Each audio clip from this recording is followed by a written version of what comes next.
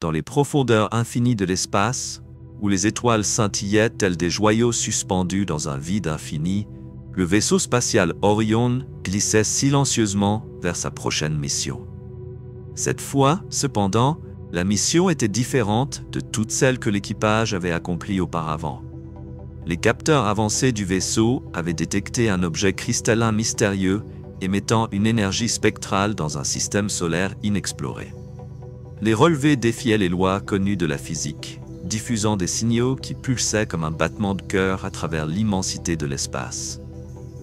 L'objet était une énigme intrigante et dangereuse, et l'air à bord de l'Orion était chargé d'anticipation.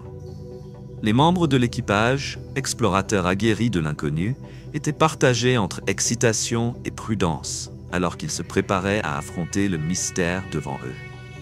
Capitaine Selene, les capteurs ont détecté des formations cristallines devant nous, annonça Nova, l'intelligence artificielle du vaisseau, d'une voix calme mais teintée de curiosité.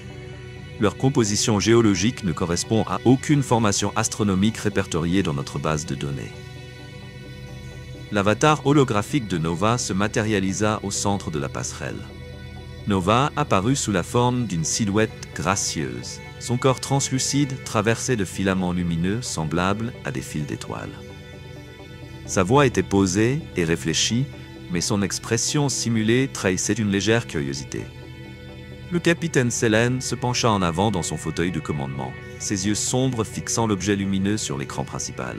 Il flottait dans l'immensité de l'espace, pulsant avec une énergie étrangère qui semblait presque vivante. « Naturelle ou artificielle » demanda-t-elle d'une voix ferme mais inquisitrice. « Artificielle, avec une probabilité de 99,87%, répondit Nova avec assurance, son image holographique scintillant légèrement.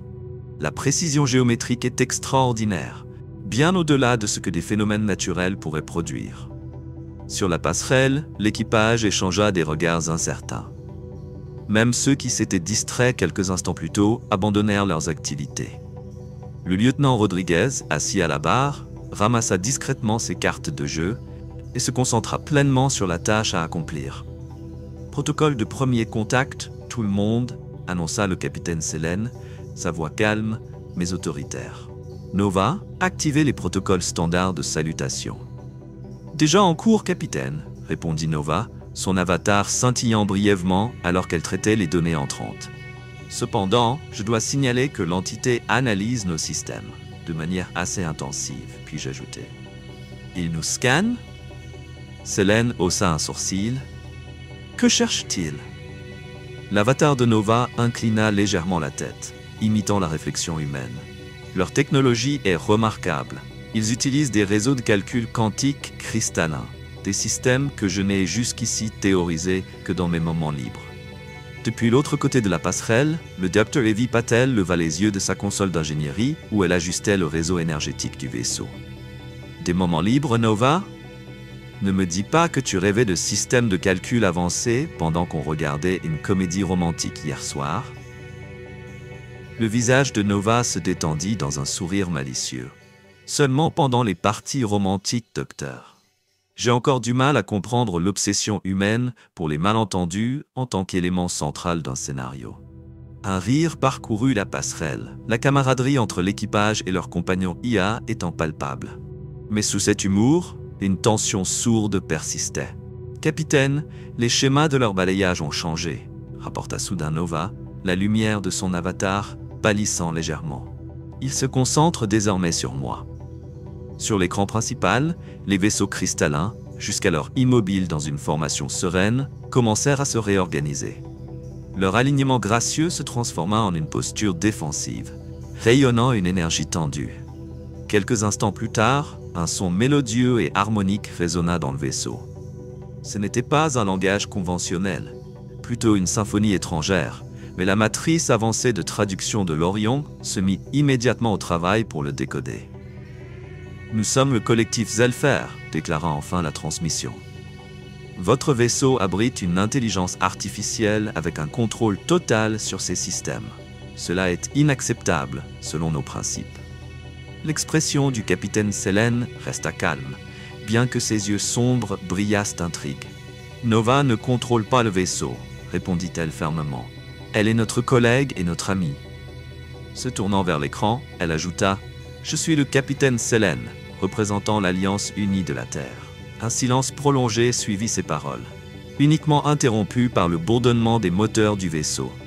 Les capteurs de Nova détectèrent une activité intense parmi les vaisseaux Elfer alors qu'ils échangeaient des communications rapides. Lorsqu'ils répondirent enfin, leur ton était empreint de confusion et d'inquiétude.